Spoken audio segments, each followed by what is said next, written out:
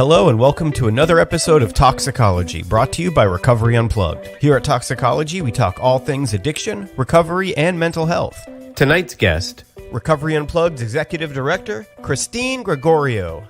I'm your co-host, Jason Cabello, and as always, your host and mine, Joseph Gorordo.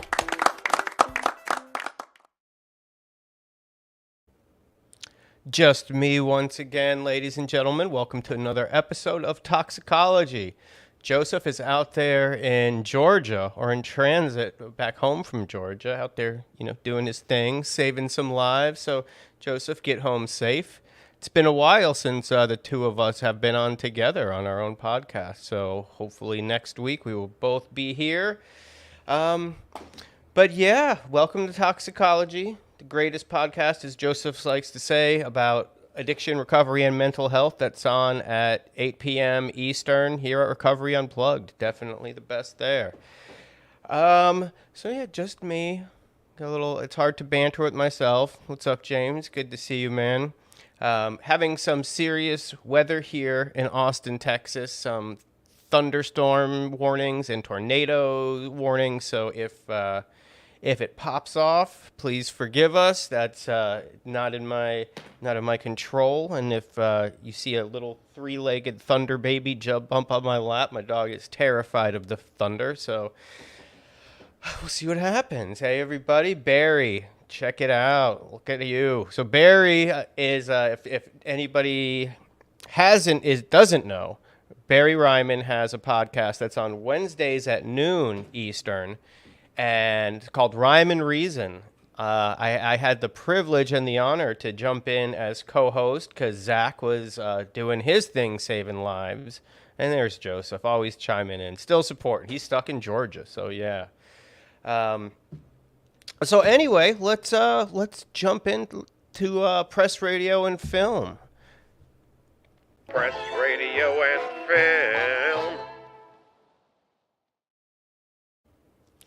So we were featured, Recovery Unplugged, the royal was featured in a CBS News story from the D.C. area. If you could roll that, Greg, we could watch that.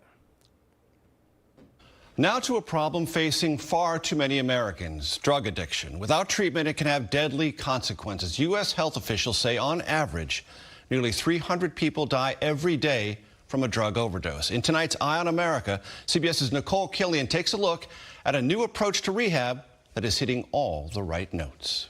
Abby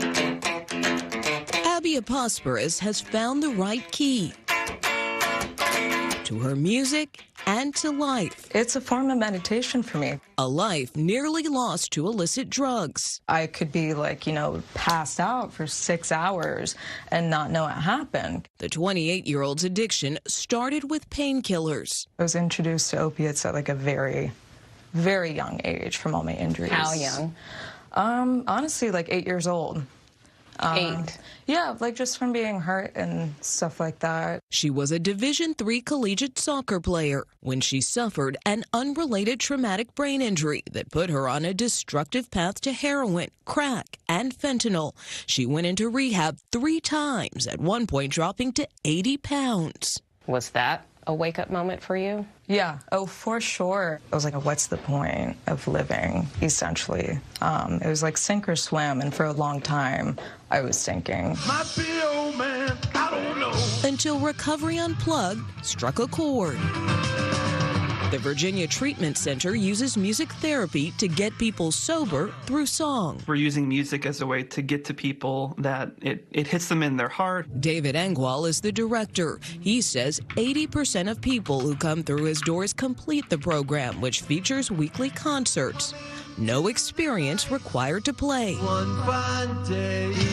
You can watch the stress and all that just sort of leave their body in that moment. And they have this sort of cathartic experience. For Aposporus, who's been clean for over a year, the takeaway is much more. This place taught you how to live. Yeah, and other treatment centers that I went to, they didn't necessarily do that. She plans to return to the facility as a part-time counselor. I know what it feels like to be just so broken, and people are more inclined to listen to somebody like who's gone through the same thing. To be instrumental in their recovery. For Eye on America, Nicole Killian, CBS News, Annandale, Virginia. What a cool story, right? And I know why Ian liked it so much, because you get to see his beautiful face on there. I want to know who put the mad face up in the little. Who's mad about this? Let us know why, please. Let's have a conversation about it. Get it out. But yeah, so Recovery Unplugged. I can't say enough about the place. It saved my life. I came through as a client almost 6 years ago. And tonight's guest was instrumental in my recovery. We'll get into that. Christine does not like speaking publicly, so we figured what better way to get her out of her comfort zone than to come on a live broadcast. So ladies and gentlemen, the wily and elusive Christine Gregorio. Welcome. Hey, Jason. Hey, everyone. How's it going? It's going good. And yes, I do not like to speak on these things, but, I can speak anytime about Recovery Unplugged and what we do. So this is pretty easy. Good. So I noticed the bad weather here today, right? And then I know a few weeks ago you were supposed to speak at an alumni meeting there in South Florida. And strangely enough, it was canceled due to weather. We had a tornado warning. Yeah. Do you have a little bruja in you? A little mixing up some spells and controlling the weather to try to avoid these things? Listen, I just turned to Zach and I said, how crazy is that? See, it's not right? meant to be, maybe, It's definitely meant to be. So, Christine, welcome. We got a lot of people chiming in already. You're a huge part of Recovery Unplugged, and you bring so much heart and soul into what you do. So let's just start out. Tell us a little bit about yourself, how you ended up getting into the treatment world.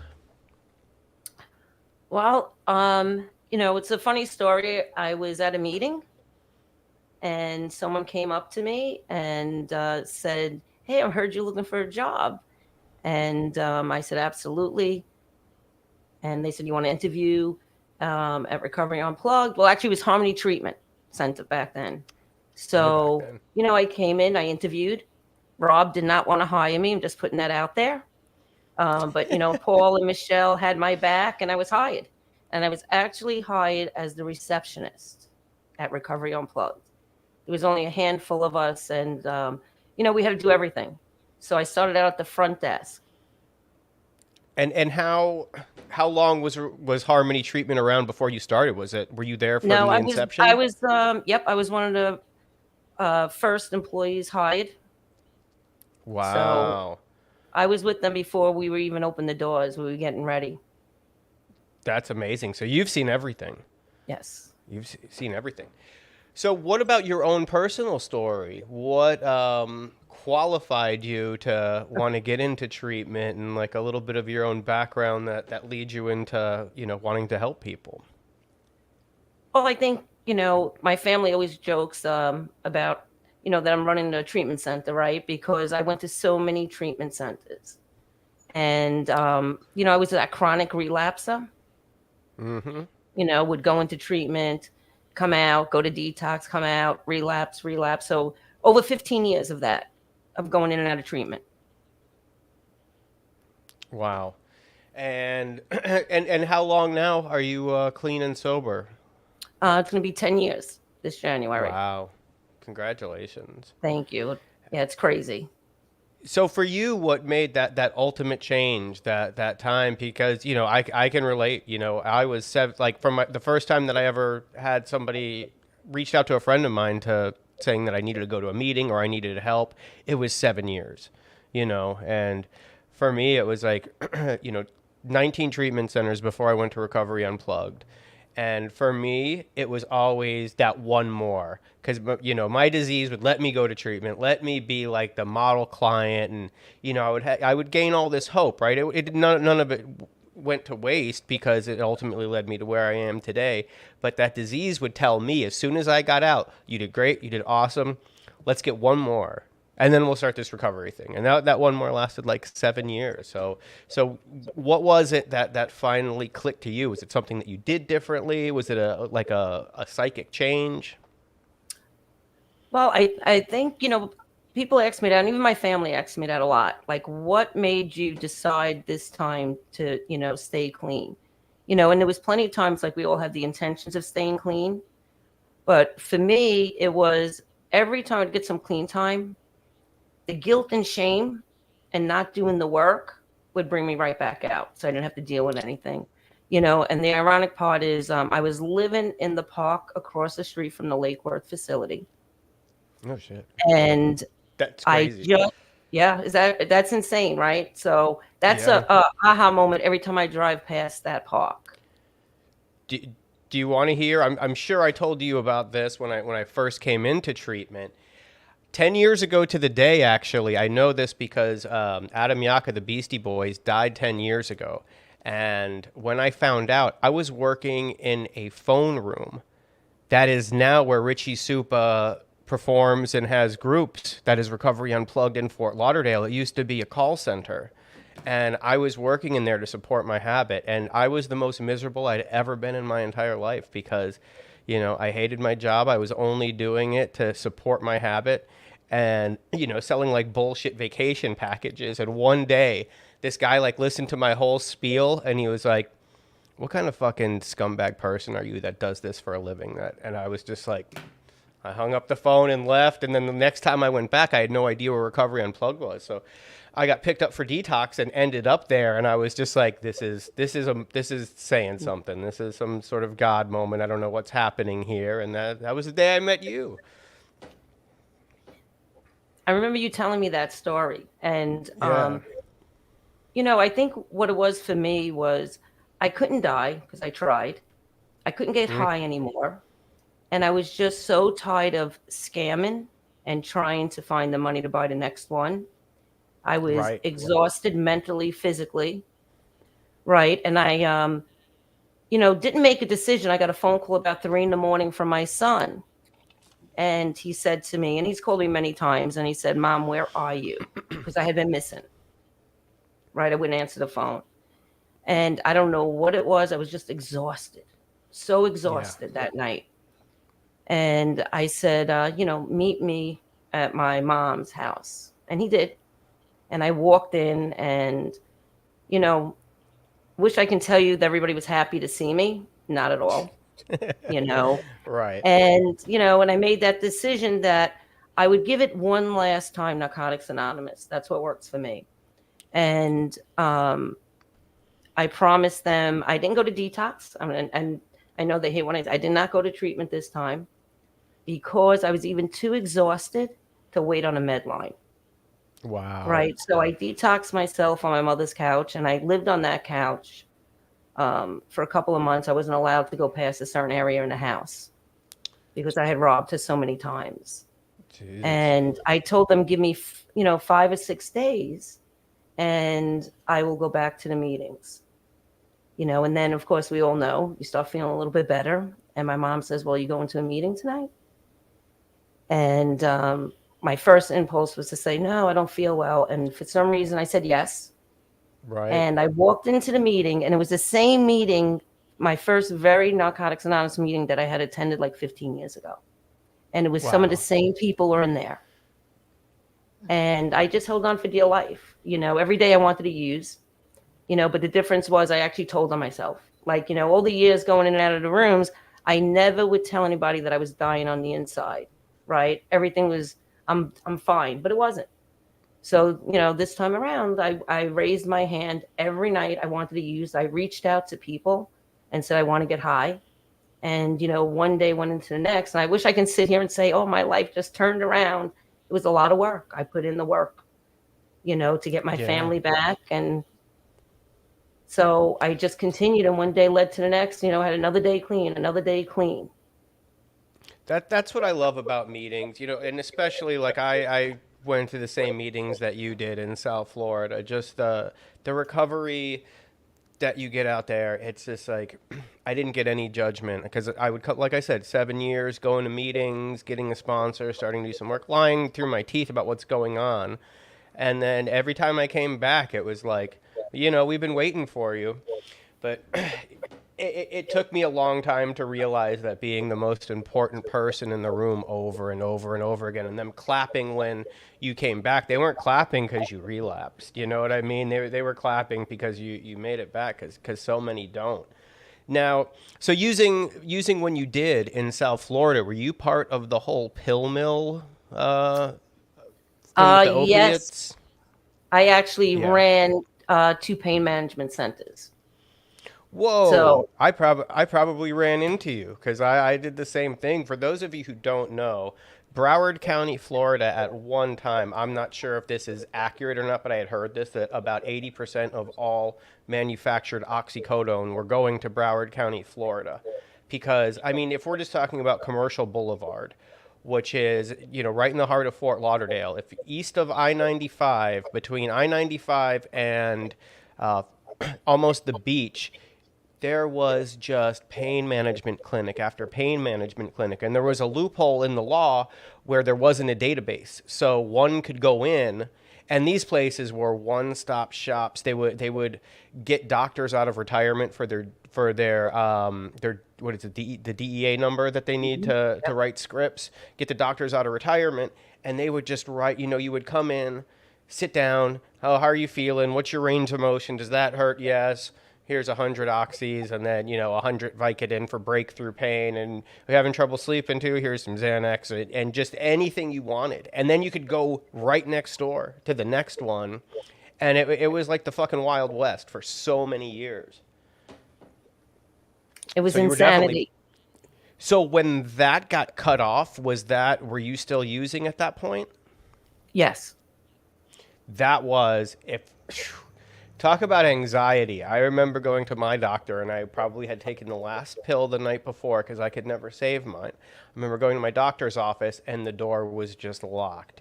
And then the phone was turned off. And everybody was calling each other in a panic.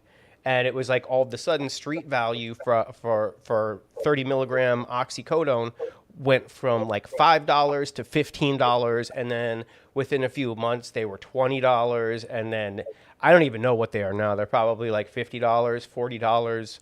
I'm not sure. But I just remember my neighborhood alone, where my mom lives, off in Fort Lauderdale, off of like State Road 84 and I-95. There were a lot of people who worked in marinas there, in the boating industry, who had like legitimate pain and got hooked on these things. And all of a sudden, these people who were going to the doctor and had a manageable drug problem, all of a sudden were having to turn to the streets and drug dealers to get their things. And it was just like an overnight change there. It was, like you said, it was lines out the door for the doctor's office. People would come in vans. Yeah. They would pick up people, and I was falsifying MRIs. I mean, it was the insanity that went on with that. How I'm still alive from that, it's really is a miracle. Wow. We were raided, we were robbed. I had to have a security guard walk me to my car after work. It was so intense. But you know what? I thought I won the lottery when I was running the place. Oh my God. I was like, this is the best job in the world. Right? That's how sick I was back then too. Right? I thought I won the lottery when I got that job. Yeah. Well, I got into a car accident and hurt my ankle. And I remember right when it happened, I was like, yes, like I could go and get more pills now. It was just, yeah, that was fucking crazy. So, and you know what? So Recovery Unplugged is one of the best treatment centers, if not the best. I personally think it's the best, but in the country. I mean, just, we have people calling us the good guys who usually don't. I know, like the JCO, the Joint Commission, we always pass with flying colors. And Broward Sheriff's Office are really good friends with, some of our founders. But South Florida is pretty notorious for some shady treatment centers. At least they were. And I know a lot of the people who owned these pain management clinics, as soon as those got shut down, was like, well, I have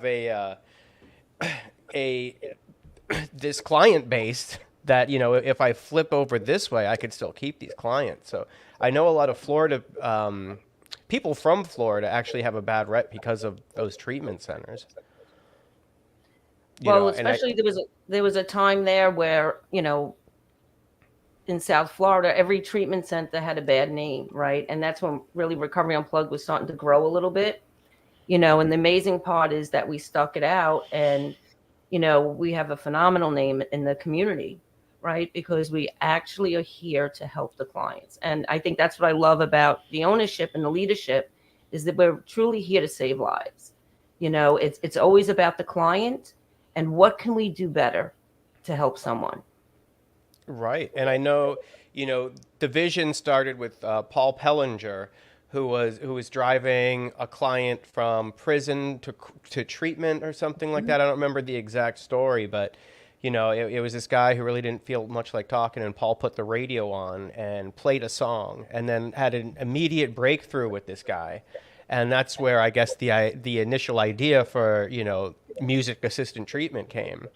And then Andrew Sossin, I know I had heard him talking about, he kept on sending family members to rehabs that were just shitty. So he figured, well, why don't I, open one that really works, someplace that I could send my family to, and then just, I don't know how that whole thing came together. Do you know how it all came to be?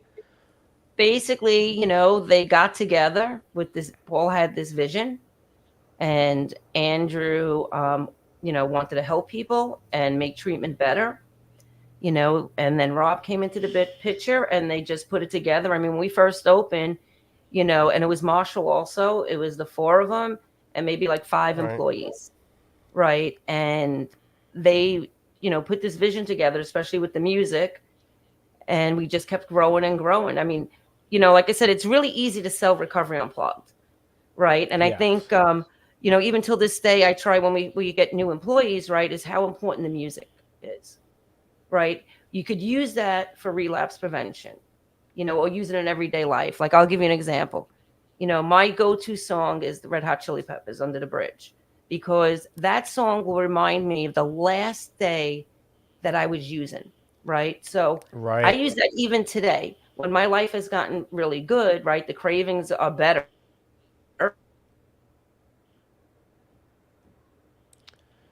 Right, Christine's having some technical difficulties there, but I will piggyback off what she said. There she is. Okay, we lost you for a second.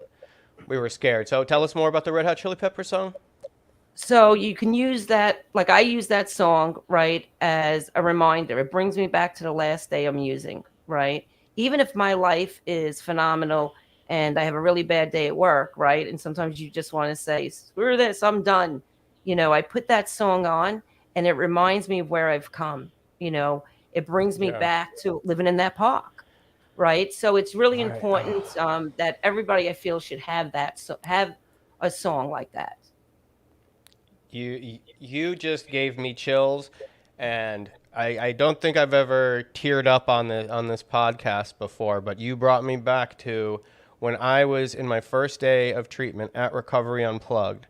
I was detoxing pretty heavy, 20 years of pretty much everyday use, Suboxone method, like anything I could get my hands on, So my detox was rough. And my first day in a group, they're like, we understand that you might not want to talk right now, but is there a song that you could play that, can make everybody else know what you're feeling? And it just, my song is Fond Farewell by Elliott Smith. I actually have Fond Farewell tattooed across my throat, and it says, a fond farewell to a friend who couldn't get things right.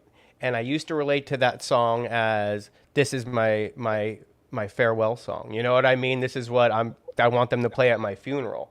And then I flipped it into the old me as a friend who, a fond farewell to somebody who couldn't get things right. Now I'm going to try to make things right. So, God, you know what I mean? Like that day was just such a turning point for me. And it wasn't like this huge epiphany, like, I know I'm going to stay clean for the rest of my life. It was a lot of fucking hard work. It was a lot of, because you remember, Christine, I didn't have anything when I came in. I had a couple of garbage bags full of clothes.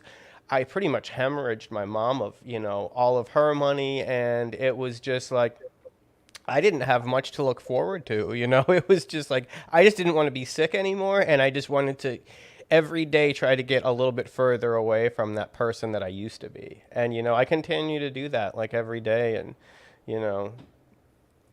that's the kind of thing that keeps me active in my recovery, and why I love working for Recovery Unplugged, because, if anybody doesn't know, like, besides doing the podcast, I do marketing for Recovery Unplugged. I do some like documentary stuff. I do commercials, and it's like, I feel like I can represent it because I was there. I've slept in these beds. I know what it was like to not want to go to treatment. Because of my connections through Recovery Unplugged, my parents in the music business, I had Recovery Unplugged offered to me years before I even took it. And I just wasn't ready, just because I knew, like, if I take this gift and I fuck it up, like, I probably won't get another one. So it was just like this one day I was in Fort Lauderdale hospital detoxing, and I asked my mom, like, can you call Naomi Fabricant, who was vice president at the time, who was one of my mom's best friends? And I was like, can you call Naomi and tell her I'm ready? And my mom's like, no, but you can. And I was like, fuck. And like having to call Naomi and that was when Naomi like got me in, because she knew that I called because I was ready, and I never looked back. So I just have to say, like, Christine has been client facing, or I don't know if you still are, but were client facing for how many years was it?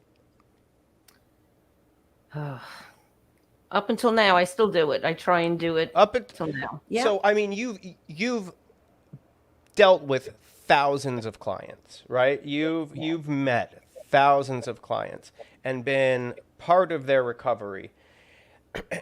And it's like, Christine just has this air about her, and it's like people get intimidated by Christine. And I was trying to put my finger on it, like when I knew that you were going to come on, because it's not like a fear intimidation. It's like you give all of your hope to each and every one of these people, and it's like people just don't want to disappoint you.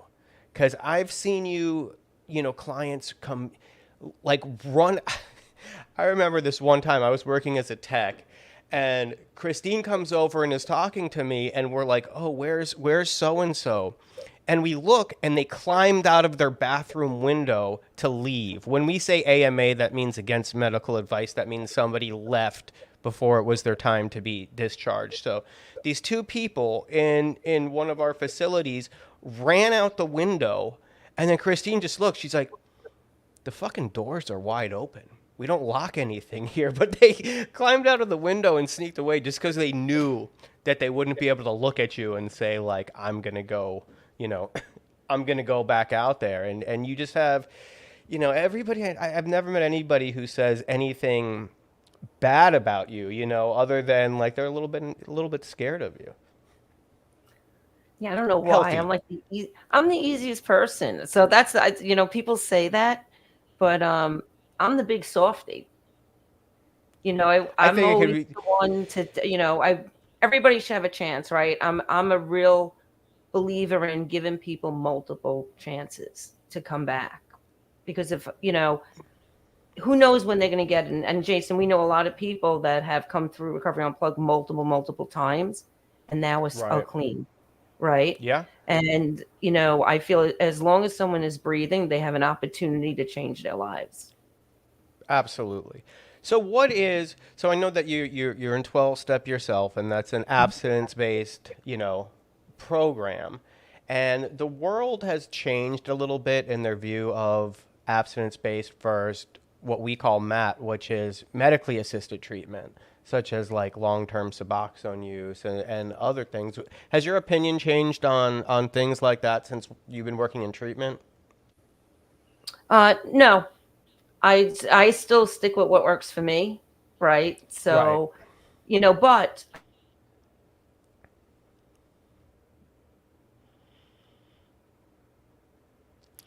she was going to say, but if it helps somebody, I'm all for it. Was I correct? 100%. Whatever works, that's what they should be doing. Everybody's an individual. Right. What works for Yeah. one person might not work for another person, and that's okay. As long as you're making a change in your life, you keep doing what you're doing. Right. And I get some shit for it sometimes because I know I talk about, in my personal life, if I'm going to work somebody as a 12-step sponsor, like I just can't sponsor somebody who is, on some sort of medical assisted treatment. I will do whatever I can to help them. I will be a support system for them, but just because my sponsor didn't let me do it. So, it's this tradition thing that I cannot break. But if, if somebody says like, well, I need Suboxone to stay clean, like fucking, hey, do it. Like you have my 100% support. But when you're working like a 12-step program, it's just a little bit different. It's nothing like, I don't have anything against it at all. Because I've seen plenty of people who are fucking thriving on Suboxone maintenance. And it's just like, that's what they need to, it works for them. So I'm all for it. And it's better to be on that than be, dead or shooting fentanyl, right? So if it's working, Right. That's all that matters. Right. So what is one of the most difficult parts of your job?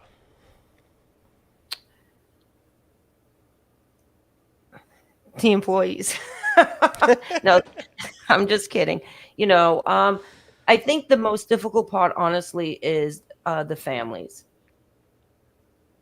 Right. Because there's such a part of whether someone sometimes is going to recover or not. And I guess, like my family was huge enablers for many, many, many, many, many years, right? And now that I work in treatment, right, I see how that really hurt me all those years. So the hardest part is trying to really explain to the families why you should not, send money, come pick up your child from treatment. When they call and say, well, they're not giving us enough to eat here. It's not true. So that to me is the hardest part because it's really hard. It's their child or their loved one. Right. And I was in that position with my daughter. Right. Right. And, I knew what to do, but it's different when it's your child. So, I mean, because you instinctively want to help your child. You do not want to see your child in pain. And so many times I'll see like a client come into treatment. I didn't mean to cut you off. You kind of, you skipped out a little bit. So you'll see a client come in, right? And they will be just sick and suffering and say that they've had enough and want recovery. But then they start feeling a little bit better. They're eating normal. Their faculties are coming back. Their mind starts working. And all of a sudden, they have all the answers. They know what's going to help them. They got to get back out there. They got to get back out there to work. They got to, they got to make their car payments. They got to take care of their kid, who they haven't seen in years before that anyway. And it's like they make this case to tell their loved ones, like, listen, I know what I got to do. And that is such a cliche saying, like, I know what I got to do. I'm going to get home. I'm going to go to meetings. My sponsor is going to pick me up from the airport. And then it's like so many people I heard say that aren't with us anymore. Yeah.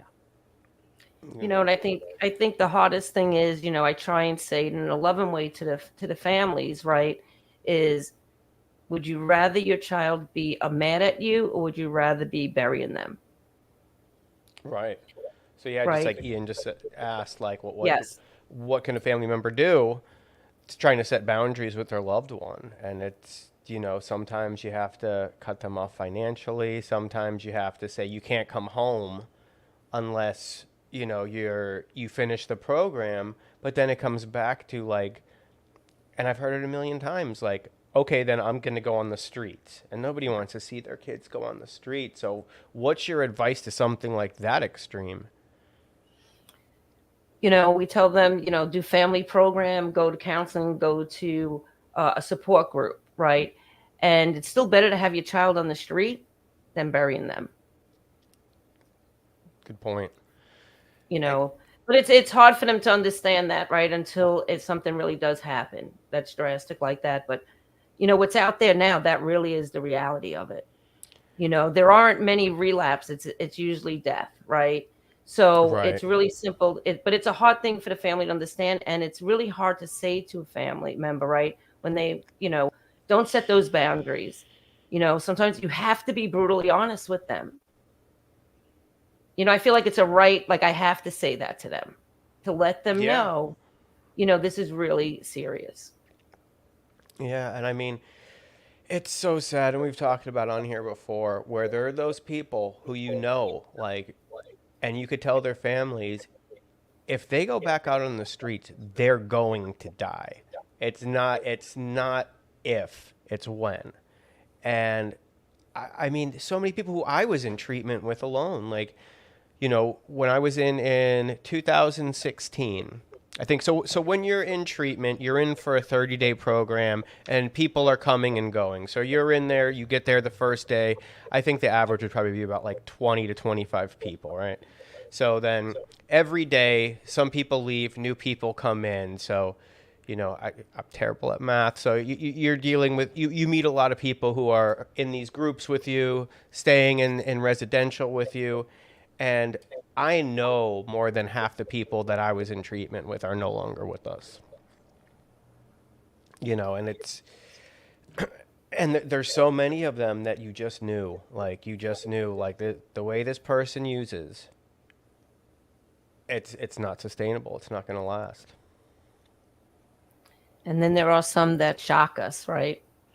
Holy shit. Yeah. Yeah. I mean, yeah, go ahead. I try and tell the families to, I've had to make quite a few of those phone calls and let them know that their child has passed away. And it's probably the hardest thing, the scream that I could still hear them screaming into the phone.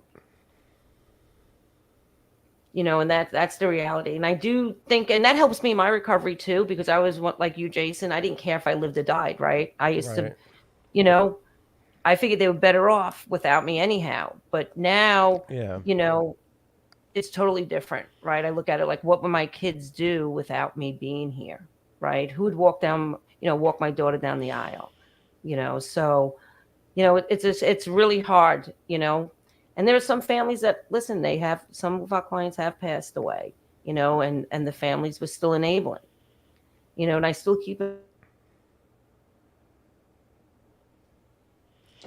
Yeah, and when you were saying about the ones that surprise you, there was nothing that brought me more joy, especially when I was working as a tech, when somebody would come in and they were just assholes. You know what I mean? They came in wanting to start a problem. They came in, you're going to make my life miserable by taking away the only one thing that gives me any comfort in my life. Like, I'm going to make your life miserable. And then at some point, something just changes, and it's not bullshit. And it's just like, you just see this person come out of a shell and thrive. Like that is such an amazing feeling. And you've dealt with it way more than I have. What are some of the best, and you don't have to name names, but what are some of the best success stories that you've seen? There's a lot. I will tell you that. There's someone that, was a client of ours, and I actually kicked down, I went with one of the techs. This is way back. And we found out that she was in this house, a crack house. And I went with this other tech, and we actually he broke the front door down. And I remember standing there with her, and, she was crying. And I said, I want you to take a really good look at where you've been living.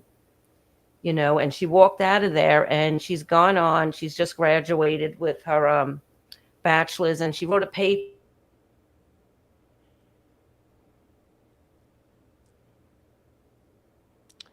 I'm assuming she wrote some kind of paper. But yeah, that is, it's not uncommon too. Okay, you're back, Christine. You could finish.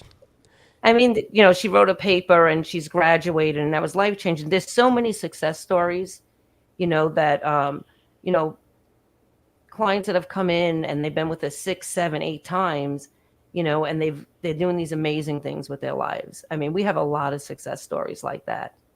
Right. And I mean, Recovery Unplugged itself has just grown so much. I mean, you've seen it all. And I was recently out in Nashville, and they're just fucking killing it out there. And it's just got its own, it's Recovery Unplugged through and through to the bone, but it's got its own culture out there. Fucking Riley Osborne is killing it. His whole team put together the sober sessions out there. Johnny out there, and so many people, like everybody there, like you do not see. So if you've ever been there, the hallways can be a little bit of a maze, right? And so you'll think you're walking one way, you're walking another way, and you'll see a client, and then you'll see, I never saw a client walking around by themselves without somebody greeting them, asking them how they're doing, if they need anything. And it's just that, being that, I went to treatment 20 times, when it's a job for somebody, when they punch the clock, they go home, and they just leave it all behind. And then you can tell when somebody is like, they would be doing this on their day off, and usually do, in some sort of capacity. So, Recovery Unplugged, we have Nashville, Northern Virginia, South Florida, and Austin, Texas, and we now offer virtual services. So if you're a little bit far away from one of our centers and you can't get to it there, you can get this treatment from the comfort of your own home. If your schedule does not allow it, whatever the case may be, there's no excuse. There's no excuse to not get help anymore. So Recovery Unplugged is known as, music-assisted treatment. So I think we should play a little game that we have here. It is, I forgot what Joseph called it, but Greg, if you could roll the spinny wheel thing, we're going to talk a little bit about music, Christine. All right. There once was a wheel, it was a special wheel, it was a magical wheel, it was the best damn wheel, it's the spinny wheel of songs. Da-da-da-da.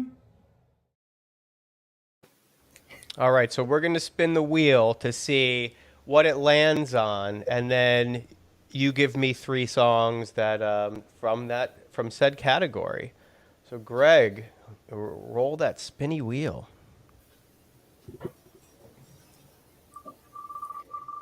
What is this?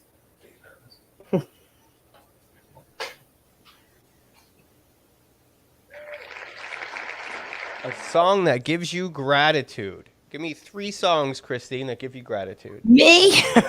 Yeah. You put me on the spot now. Yeah, oh, yeah. This is, how we do it here. 3 songs that give me gratitude. I would say one of my favorite, which is I play a lot, Somewhere Over the Rainbow. It's a good one. Another one would be Happy By Pharrell? That one? Yes. Okay. Let's think. What another one with gratitude?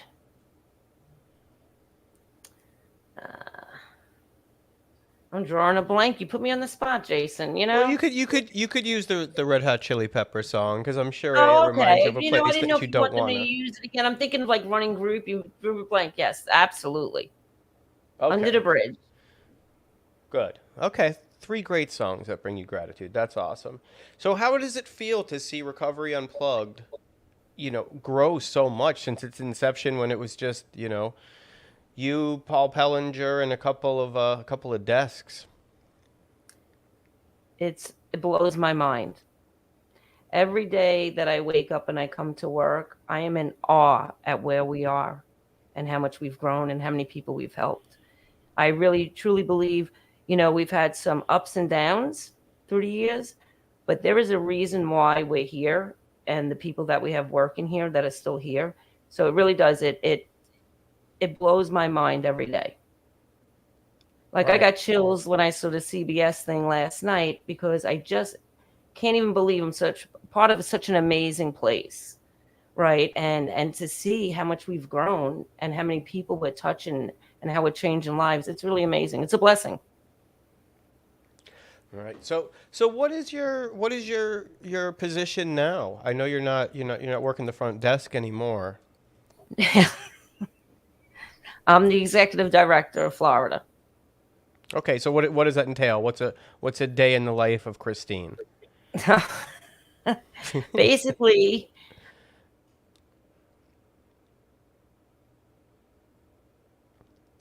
besides doing podcasts and talking about songs that make you feel gratitude? I oversee the PHP program, IOP, Detox Res. I oversee clinical director of nursing. So I deal with everything with the clients. I make, it's just busy, busy work on the phone 24/7, take care of the budgets. So basically anything that's going on at the facilities I know about. So for somebody who's watching who might not know what all these letters mean, PHP, IOP, can you explain, if you could explain what the levels of care are? Sure. Everybody knows detox is a medical detox where, you're coming off opiates, you get medicated. Then residential is the next level, which is after detox. It's really for a medical necessity, because how you don't feel that great after you get detox, so you go into residential. Then our PHP is partial housing, where you live on your own. You do have 24-hour monitoring by the text. You go to groups. And then there's the IOP program, which is intensive outpatient, which means it's like 3 days a week you go to groups. You live at a 3-quarter house, hopefully, or you can do it from home. And you have a job and you start going back into society. So David Kerr says a big part of your day is talking him off the ledge. Yes, at 6 o'clock in the morning. David Kerr, one of the hardest working men at Recovery Yes. Unplugged. I think he lives there. I think he just lives in one of the facilities. And David takes care of everything. He was our rock star of the month from the company, which is, I told him if we had a national day or week for him, it wouldn't be enough. David Kerr does so much for Recovery Unplugged. So special shout out to David. I love you and miss you, man. But so speaking of talking off a ledge, you are phenomenal at what we call in the industry AMA blocking, which is when a client is not feeling it anymore and wants to go back on the streets and wants to, not stay the full continuum of care. You'll do an AMA block, which means you keep them in treatment. What is your secret to success with that? Well, I think you have to meet the client where they're at, right? I think it's, when you're talking to them, you're looking into their eyes, right? You're sympathetic, you're listening because they're having cravings. Like I put myself in their seat, right? I relate to them. I don't give them all the reasons, oh, your mother's going to be mad. You got to complete, you're going to die. You have to really listen to what they're saying, right? And meet them where they're at. You have to make that connection, right? There's some that I know there's nothing I can say that's going to change their mind whatsoever. So it's like really that eye contact and getting to their level and listening to them. I actually put myself in their shoes when I'm doing it because I know how that feels when you want to use, you want to leave, and you just listen to them and you relate. Like I could relate to them. I don't try and bullshit them. I tell them the truth, the honest truth. Some of them will be like, I'm done. I got to go, and there's some that I just say, I know there's nothing I can say to them. Right. So it's really relating to them. Yeah. Christine and I have gone on a couple of chases before. A client will run out and in our Fort Lauderdale location, we're right across the street from the beach. So it's easy. She would go one way, I would go the other way. And I can't tell you how many times we've, found a client just walking away and didn't even know why they were running. You know what I mean? It's just this thing where your world is changing. You've lost what you think is control, even though the drugs were controlling you, right? So, but you think you were in control of it. And then talking these people back with empathy and love and just saying like, listen, most of the people here know exactly how you feel because we've been there before, I've AMA'd before plenty of times. I've left before and, said that I know what I'm going to do now. And then the second I hit the streets, I knew what I was going to do out there. So Ashley Armstrong asked me to ask you. Oh, no. And we could edit this out. We could edit this out if you want. But who is your favorite alumni coordinator? Oh, well, Listen, we have the most amazing alumni team across the company. I like being in Austin and hanging out with those guys and Ashley. They do an amazing job, so I really say that it's really amazing to see the work that they do, how much they care, because I get to work with Zach every day, basically. And the compassion that they have for the clients is really amazing.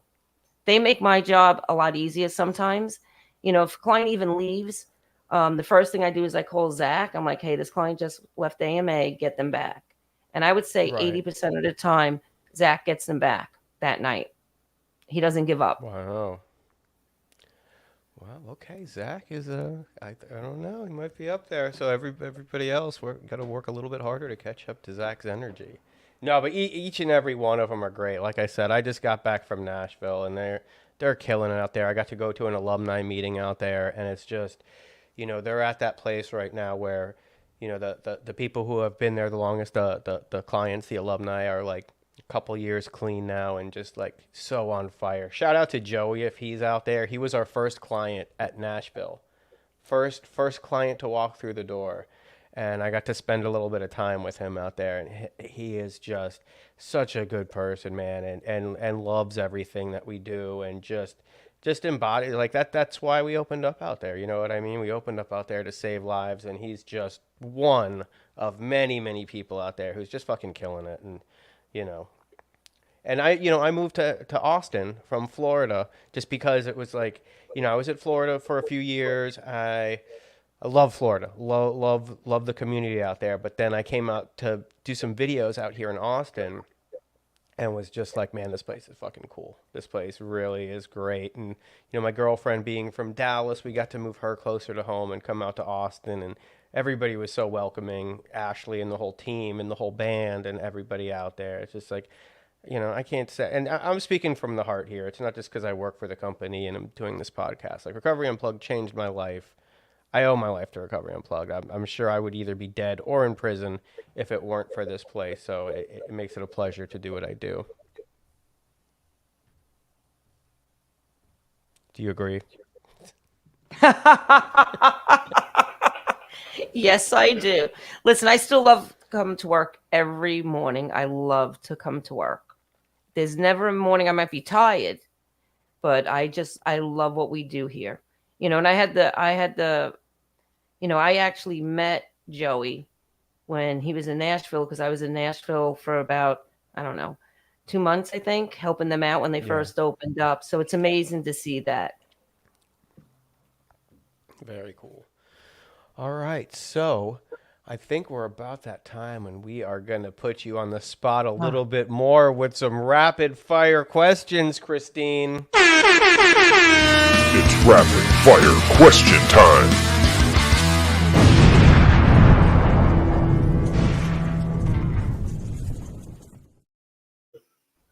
All right. You like that little animation? Explosions. When in doubt, just put as many fucking explosions on there and everybody will love it. Back to music. What is the last song that made you cry? It was Tim McGraw, the one with the kid.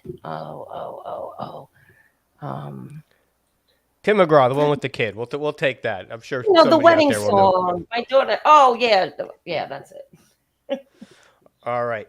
Celebrity crush who has never been a New York Yankee. Oh, that's not fair. That's impossible for me to do that. Has to be a movie star or something, a rock star. She's completely frozen because I said she couldn't name a Yankee. Mick Jagger. Mick Jagger. Okay, that's a good one. I actually got to meet Mick Jagger years ago when my mom was running recording studios. She threw a party for him, and I got to shake his hand, and I was starstruck, literally starstruck. He's very, very, he's very statuesque, looks like a rock star. Good answer. Do you still have that fucking ringtone? Yes, I do. Anybody who's worked with Christine knows Bad to the Bone is her text alert. So you will hear, and she gets about 1,000 texts an hour. and you'll be sitting there and just da-da-da-da-dun. Da-da-da-da-dun. You're never going to change that. Good. Don't ever change. No. Creature of habit. Okay. What was your first concert that you ever attended? Oh, my first concert. Really? You want me to go back to that? Yeah. The Bee Gees. The Bee Gees are great. I know. My stepfather actually did some work with the Bee Gees when they recorded in Miami. That's nothing to be ashamed of. The Bee Gees. Okay, one of them after that was Kenny Rogers. My mother took me to it. He made some great chicken too. Kenny Rogers was the gambler. All right, and here, Christine, I know this is probably going to be an easy answer for you. Favorite Recovery Unplugged client of all time? Jason. I knew it. It settled everyone. That was so easy. I know, I'm sure it was a pain in the ass, but thank you for everything that you do, Christine. So if you'd like to take these last couple minutes here to just maybe give a message to anybody out there who's still sick and suffering, give shout outs to anyone, the floor is yours. Well, I see so many people on here, and a lot of people from Texas. I miss my people in Austin. We miss you. I really do. Listen, if anybody's suffering, one thing about Recovery Unplugged, and I think it says a lot about the staff, from the alumni team to the people who work at the front desk, to the clinical team, to the BHTs, right? We are so compassionate and loving. I don't believe in the consequences. I believe in loving people back, right? We've had too many consequences, right? And I would like to give a big shout out to, I think, a department that doesn't get a lot of attention, but it is Nurses Week, and they do such a phenomenal job handling the clients, and I really just want to give a shout out to all the nurses in Austin and Nashville, in Florida and Virginia, and I appreciate how hard they work. Shout out to the nurses. So if you could say where you would like to see Recovery Unplugged, say 5 years from now, what would you think? She's in deep thought. She's still.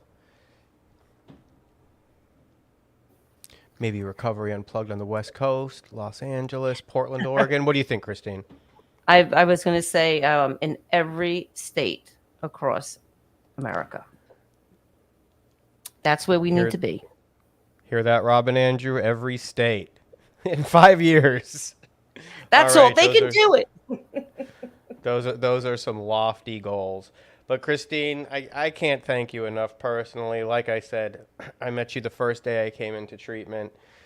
You were always there for me. You were my boss when I was a tech, and you just, like I said, you have such an energy about you. You bring so much of yourself to the job, and it's like, if anybody doesn't know, Christine used to live in between two of the properties that the clients would stay on. And she would be off work, and she would just she'd come outside to smoke a cigarette and just walk around, and then just off duty and just ask people how they were doing, and things like that just mean so much, because people could feel it when you care, and that's one thing that everybody knows about you, Christine, is that you really put your heart into this. So I personally like to thank you, and I'm sure I speak for most everybody who knows you. Thank you so much, Jason. You're welcome. And thank you once again. I know this is not your comfort zone, so I'm sure your sponsor is proud of you for getting out of your comfort zone, because I'm sure you say that every fucking day to clients who don't want to go into a group and don't want to speak or don't want to participate in an open mic. So, thank you for walking the walk.